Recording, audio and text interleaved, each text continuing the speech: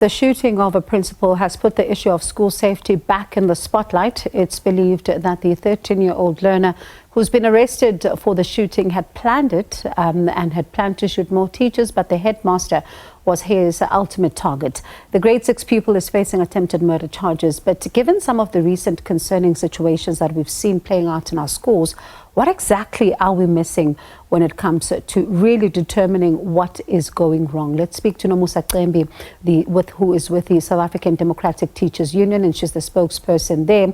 We also have TJ Masilela, Gauteng Community Police Board Executive Chair. Thank you so much to you all for your time. I'm going to start with you, Nomusa. I'm sure you've seen this particular incident, and I wonder how, as SADTU, are you responding to this? What we've seen and what we've heard is very shocking. It is very shocking that a learner who is at a primary school could bring a gun in a school and shoot at a teacher. This is rare in South Africa. Yes, there are instances of gun violence in schools, but you'll find that it's amongst the learners. It's in the vicinity of the school. But I think this is the first where we've seen a learner actually shooting at a teacher inside the school. It is very shocking, and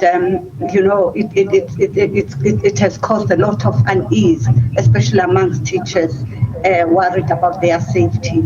And I can imagine, but I'm going to get into the teacher safety in just a moment. But let me bring in TJ Masilela, who's with the Gauteng Community Police Board, and he's the executive chair there. TJ, thank you so much for your time. Are schools safe?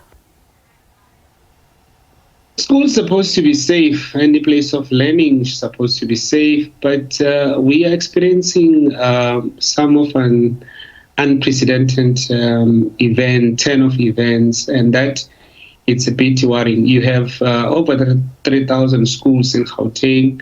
You then have the non-paying fee schools where we have deployed our community patrollers in those schools as a part of the school safety. Adopt a school, which is from the law enforcement SABC program, which makes law enforcers and to be closer to schools. Schools supposed to be safe, but right now, I wouldn't say. Today we did a school in Sophia Town.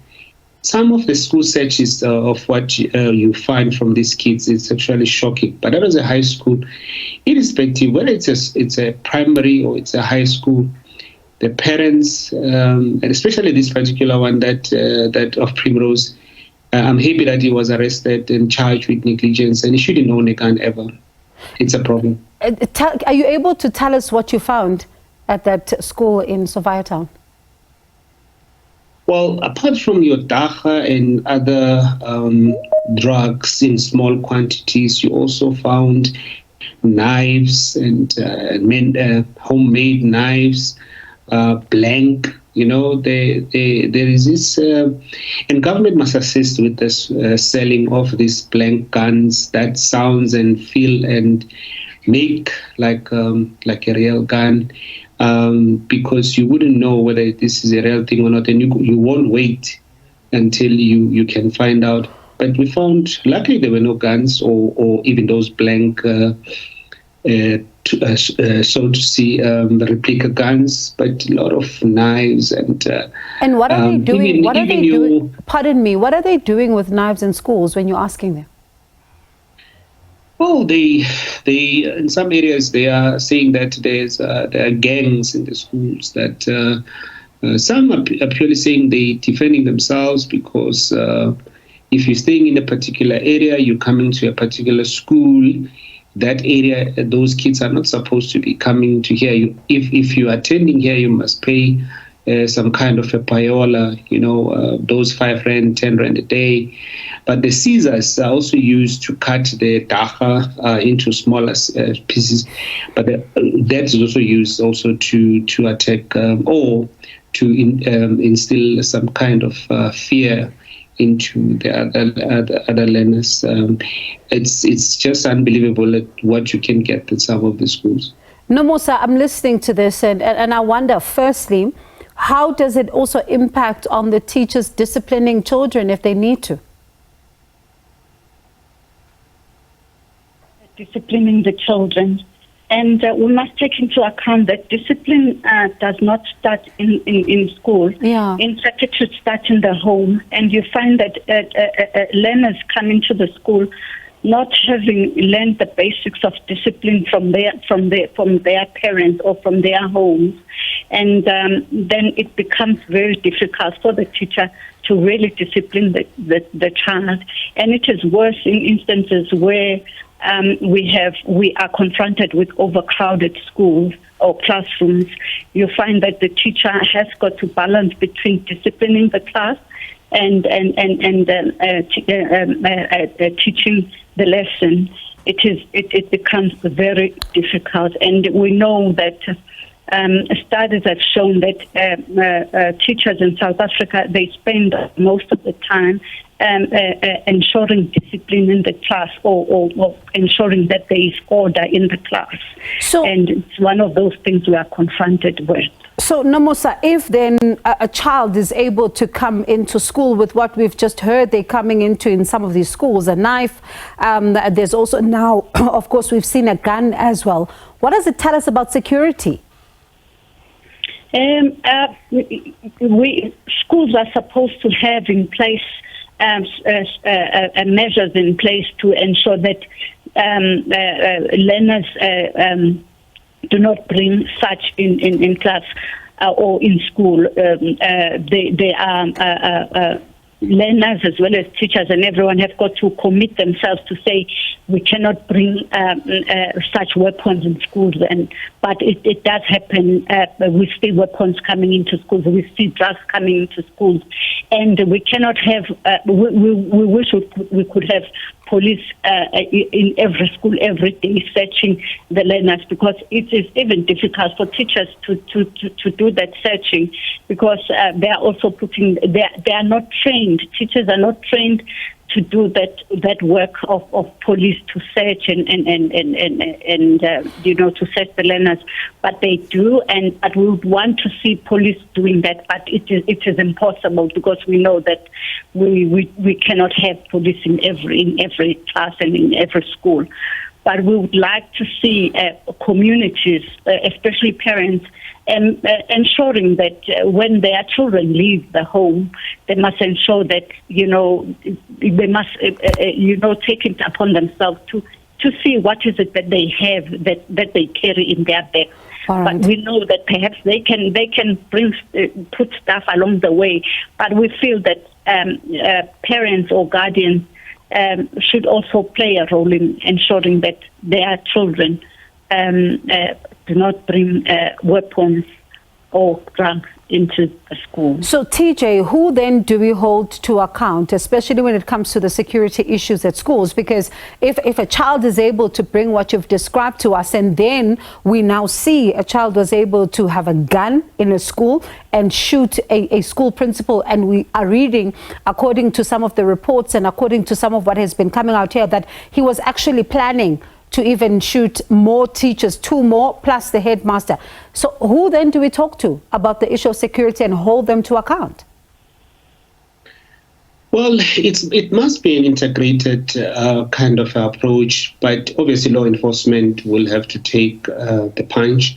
I'm also not impressed by the unions, and they're not making enough noise for teachers. I'm not happy with your school governing bodies. They're not making enough noise, and they're not actually participating. Parents are even worse in terms of participating in their schools' lives and their school progress.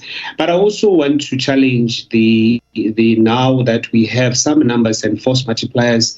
And I have had a meeting that we had this afternoon that from the 1st of April, we should be deploying 6,000 of those crime wardens in those areas of schools, because they are ward-based. So each and every area should be assisted, plus the 5,000 of the community patrollers in those particular schools.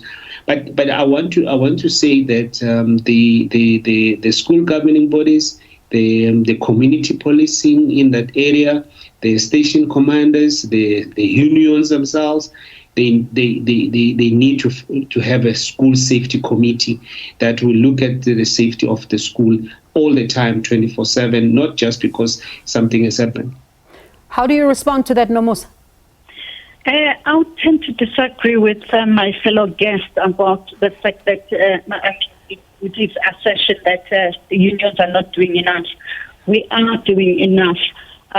We have made a noise as SADTU, and we have looked at this beyond what police can do, because it's not that we are saying police are not do or we are taking away the work of the police, but we have looked at this issue of violence in schools as a matter that needs societal involvement.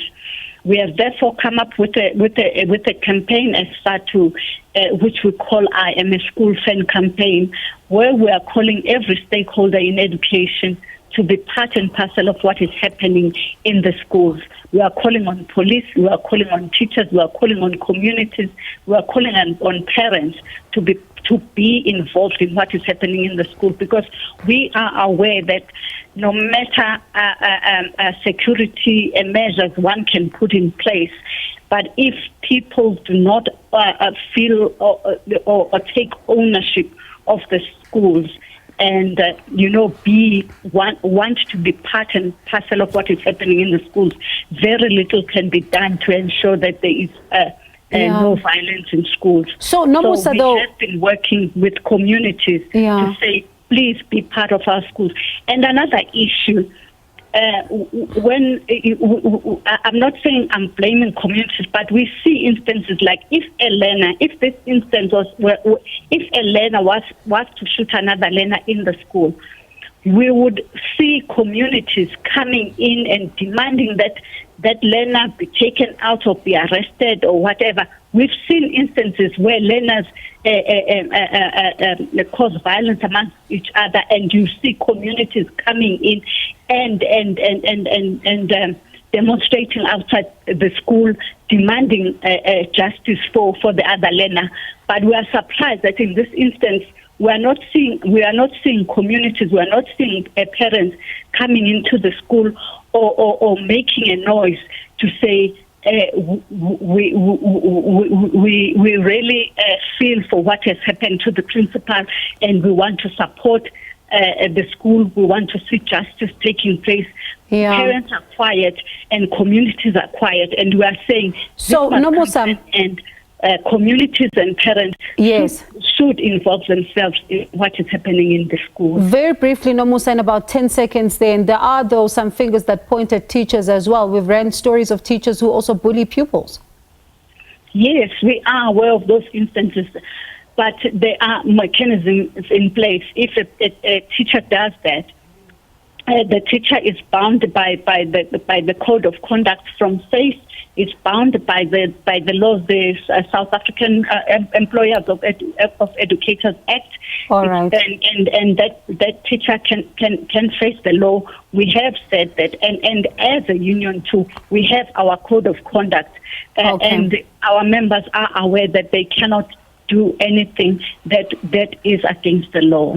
All right, let me thank you both for your time. Unfortunately, we've run out of time, but thank you so much to you both. And one hopes then that, as both of you say, we can deal with this at an accelerated pace, and not only deal with it when we've seen incidences that are now happening. That was Nomusa Cembi, South African Democratic Teachers Union spokesperson. We also had TJ Masilela, Gauteng Community Police Board Executive Chair.